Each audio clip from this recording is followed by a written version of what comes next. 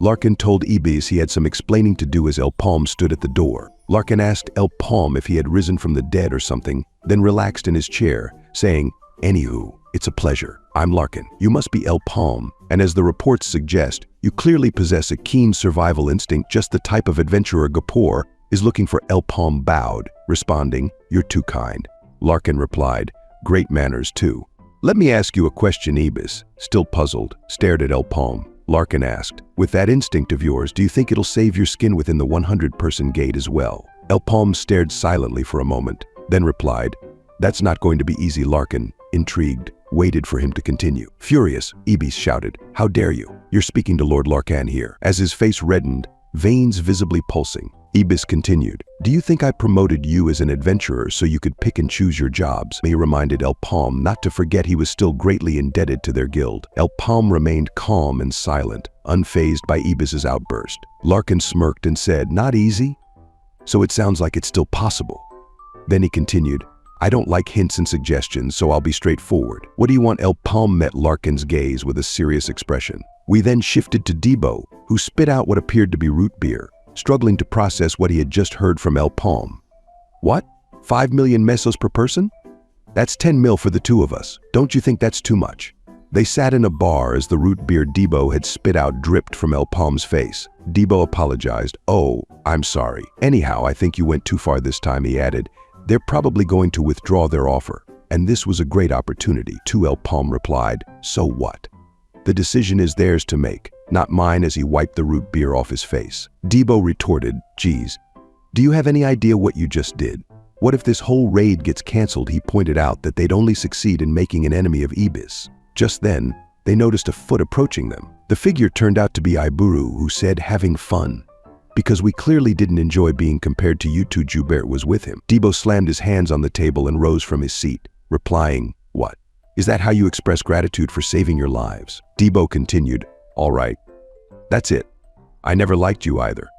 Come outside, and we'll settle it." Iburu and Joubert both bowed, and Iburu said, "We're truly sorry." Iburu acknowledged, "Prejudice got in the way.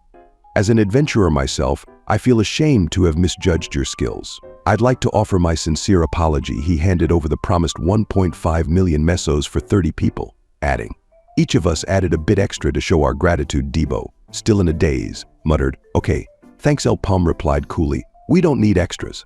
We agreed on 1.5 million mesos, and we only did what we're getting paid for." Coldly, he added, "No more, no less than that. Take your expressions of gratitude elsewhere." Shocked, Iburu and Joubert fell silent, while Dibo grumbled, "Damn it, there goes my bonus." Dibo continued, "Now I'll probably have to count all this and return the extras." Pirate man Iburu, was it? El Paume looked at Iburu and asked, "What about you?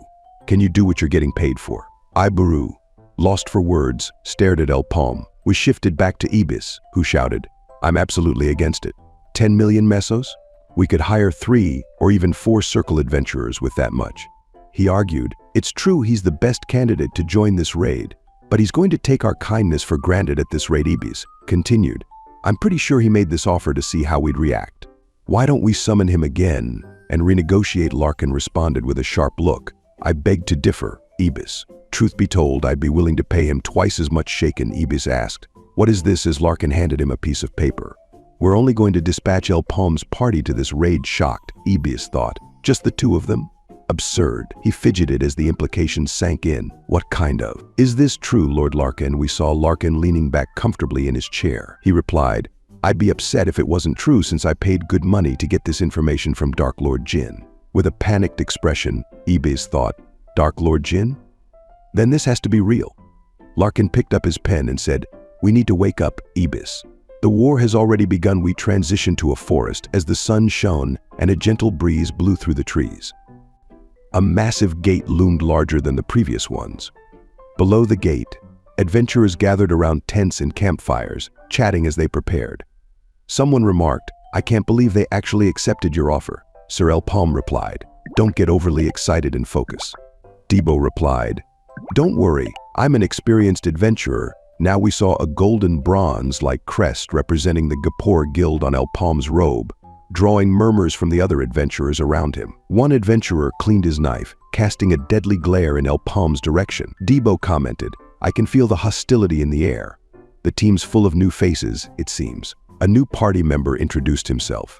"Are you guys from the Gapur Merchant Guild?" "It's a pleasure. I'm Sholden, an E-rated adventurer from the Zenith Merchant Guild," Paume replied. "C-rated adventurer." Sholden looked shocked, responding, "C-rated? I thought only up to 2 circle adventurers were allowed in this gate."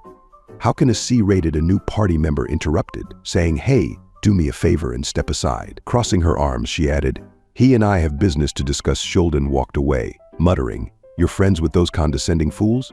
"What a waste of time." Paume turned his attention to the new party member as we were briefly taken to the past.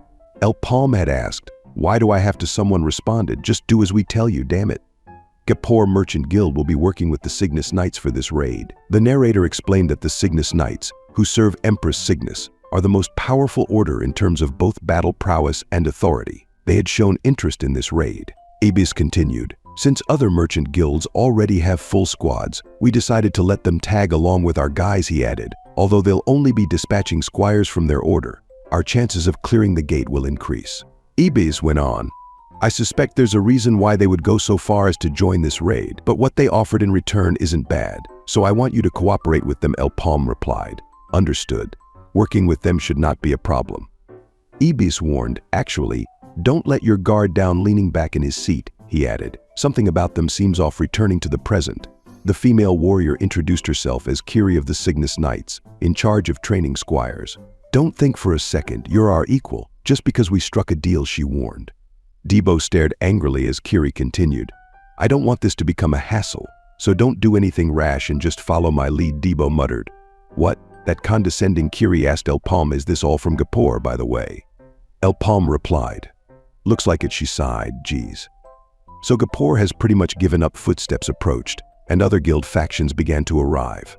Members of the Deeg Merchant Guild and Crocus's party, along with Mardia Merchant Guild's Kubel's party, gathered around.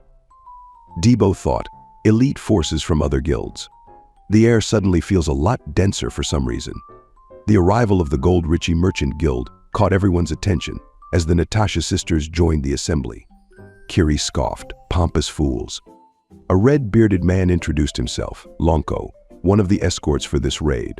"We're here to support you on your way back out of the gate." Lonko explained, "As you may have heard, any legendary item discovered during this raid won't belong to its finder. Instead, your guild will own it, and you'll be compensated for your efforts. You can keep mana stones, so there's that. But if anyone is caught stealing an item, you'll face B-rated adventurers like myself." Dibo, shocked, thought, 5 circle adventurers. Can all of them be? Lonko finished, "All right, that's it for the warning. Everyone, line up and head inside." Kiri took charge of Paume's party, saying, "I lead, you follow."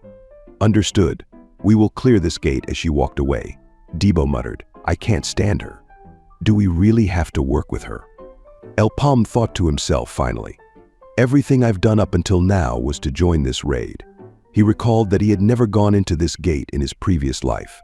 "It's still a mystery, but I must accomplish my goal here," he thought, "because this is where everything began." "Let's go," Paume said to Dibo. Dibo replied, "I'm definitely not going to help her, even if she pleads with me later." Please ensure to like and subscribe for more.